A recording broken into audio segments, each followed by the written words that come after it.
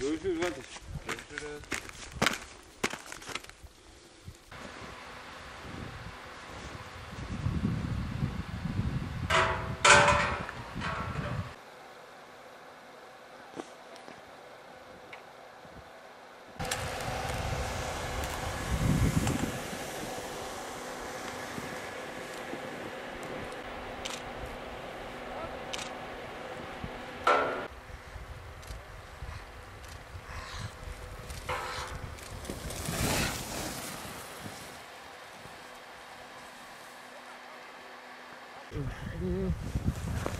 Kaldır beni, kaldır beni. Mevdo.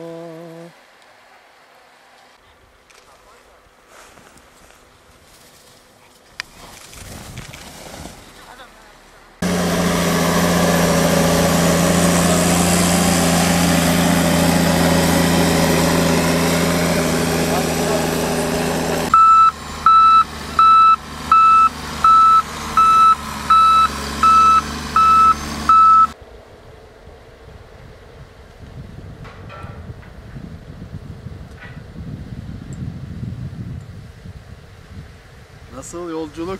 Çok iyi hocam. Kar da çok güzel. Hava da çok güzel. Sezonu açtınız. Sezon açıldı, kar muhteşem, hava muhteşem. Bu yıl erken oldu ama güzel olacak inşallah. Bol bol kayak.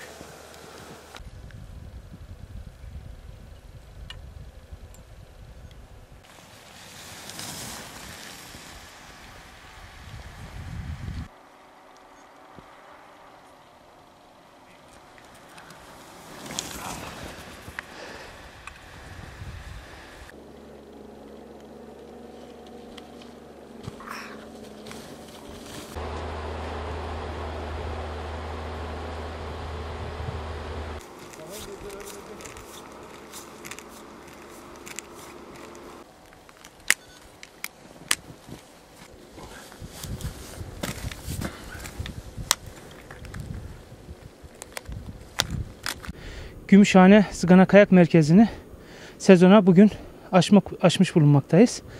Tüm spor sever, kayak sever arkadaşları buraya bekliyoruz. Gördüğünüz gibi kar yağışı halen devam ediyor.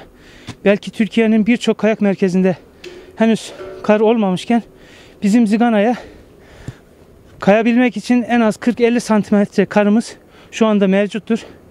Türkiye'deki tüm kayak sever arkadaşlara buradan duyuru yapıyoruz ve hepsini buraya davet ediyoruz. Kar aracımız pisti düzeltme yaptı. İlk gün olduğu için biraz karda yumuşaklık var. Ama tabi bu gün geçtikçe havada sertleştikçe daha da çok güzel olacaktır. Buradan geliyorum. Kayağa 1967 yılında başladım. Henüz bizim Kopdağ'ındaki kayak merkezine kar daha henüz düşmedi. Buranın açıldığını akşam bize faksla bildirdiler. Biz de geldik buraya. 62 yaşındayım. Bu işi çok seviyorum ve devam da edeceğim. Yaşım müsait olana kadar. Sezonumuzu açtık gördüğünüz gibi. Kar şu an güzel. İlk mevsimin ilk karını ezdik. Pistlerimizde tuttuk. Bunun üzerine kar yağınca daha da harika olacağını düşünüyoruz. Bu sene erken geldi. Şanslıyız. İşletmeci olarak değil, kayağı sevdiğimiz için de çok sevinçliyiz. Kaç santim kar var abi? Şu an ezilmiş karımız 20 santim var ezilmiş olarak. Pistlerde bir problem yok. Yağan kar 50 santim civarında var şu an.